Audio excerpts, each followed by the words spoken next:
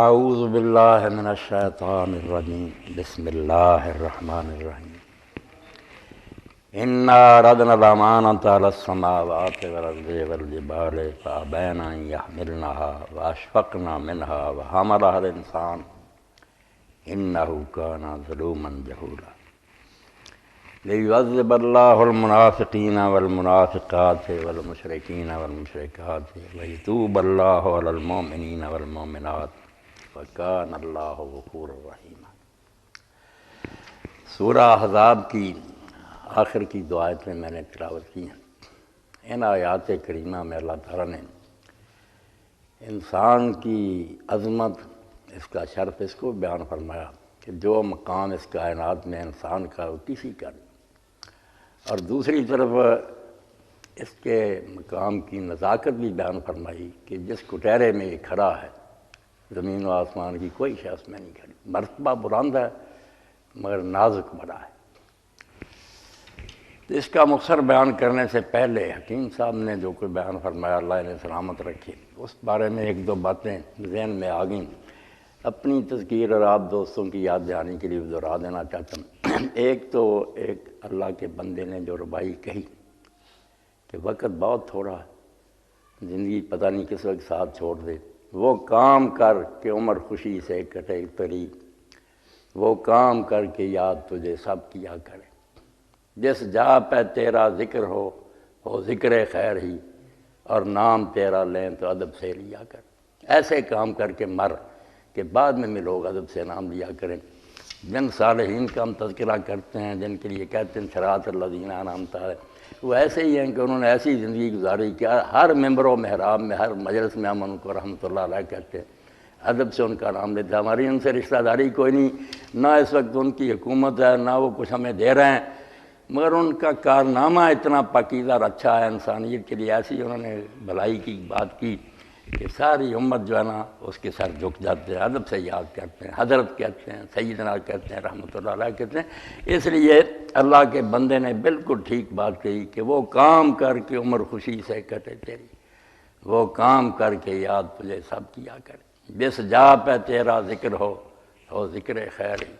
اور نام تیرا لیں تو ادب سے لیا کرے۔ اللہ ایسا ہی ہمیں بنا دے، تھوڑا بہت حصہ ہمیں مل جائے۔ اور جو حکیم صاحب نے بیان کیا کہ خبر آئی ہے کس طرح سونے کی اینٹیں لگوانا چاہتے ہیں، اس سے ذہن بہت پیچھے چلا گیا کہ خلیفہ اول سیدنا ابوبکر صدیق رضی اللہ عنہ کی موت کا جب وقت آیا تو حضرت سیدہ عائشہ صدیقہ رضی اللہ عنہ سے کہا، پیاری بیٹی سے کہ بیٹی ایک یہ میری چادر جو میرے اوپر ہے پرانی، اس کو میرے کفن میں دے دینا، ایک اور چادر لے لینا۔ تو اماں نے کہا، ابا جی چادریں نئی بہت ہیں۔ فرمایا نہیں، مردے سے بہت جلدی کفن چھن جاتا ہے، اس نے کیا کرنا، اس لیے میری یہ ایک چادر دھو کر میرے کفن میں ڈال دینا، ایک نئی ڈال دینا۔ ایک وہ تھے اور ایک یہ نامراد جو طہارت خانوں میں اینٹیں لگوانا چاہتے ہیں۔ اور حضرت ابوبکر رضی نے کہا، عائشہ 2 سال میں ان مسلمانوں نے جو اپنی مرضی سے میرا وظیفہ مقرر کر دیا، میں تو چاہتا تھا کپڑے کا کام اپنا کرتا رہوں، اپنا گزار، مگر انہوں نے کہا نہیں، حکومت کے ساتھ یہ کام نہیں چل سکے گا، میرا وظیفہ مقرر کر دیا، بہت ادنا امتی جیسا، تو 2 سال میں جو دیا نا وہ حساب کر کے نا عمر کو واپس کر دینا۔ تو جب گئی رقم حضرت عمر کے پاس تو انہوں نے کہا، ابوبکر تو اپنے بعد والوں کو بڑی مشقت میں ڈال گیا، بعد والے کس طرح یہ کر سکیں گے کہ تنخواہ جو تھی واپس کر دیں۔ تو ایک وہ لوگ تھے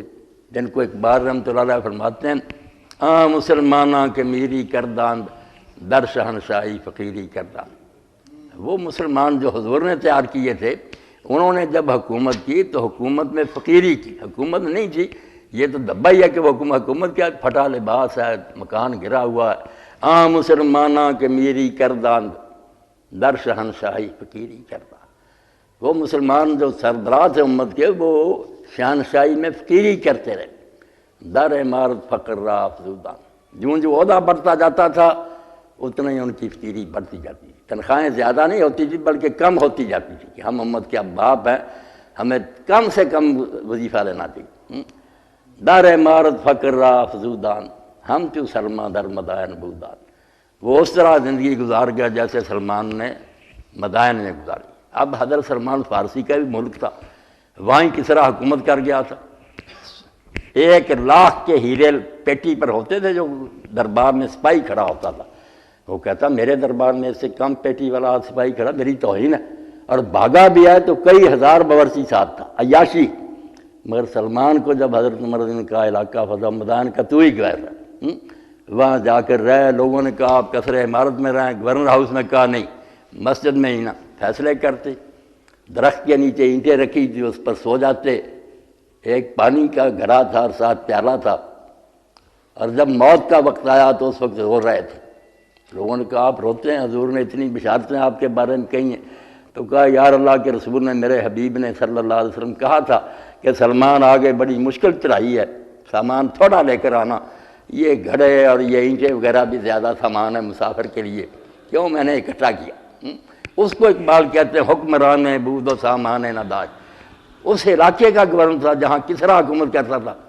مگر سامان کوئی تھا۔ حکمران بود و سامان نداج، دستے ہو جو تیغ و قرآن لاج، سامان اس کے پلے یہی تھا، قرآن تھا ایک اور تلوار جہاد کی۔ اس لیے کیا کریں، مسلمانہ در گور مسلمانی در کتاب،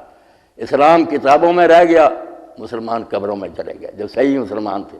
ہم امت کی باعث رسوائی ہے پیغمبر، یقین جانے اس وقت اگر اسلام دنیا میں نہیں نہ پھیل رہا، ہم امتی حضور کی بدنامی کا باعث ہیں۔ لوگ دیکھتے ہیں کہ حضور کی امت یہ ہے، اس نبی کے ماننے والوں کو یہ کریکٹر، ہم حجاب بن گئے، روڑا بن گئے، ورنہ لوگ دین میں فوج در فوج آئیں۔ اس زمین و آسمان میں ضرور حضور کا چمکتا ہے، اس کے سامنے کوئی کھڑا ہو سکتا، کوئی اس کا رد نہیں کر سکتا، کافر۔ صرف ہمارا کردار جو ہے نا اس نے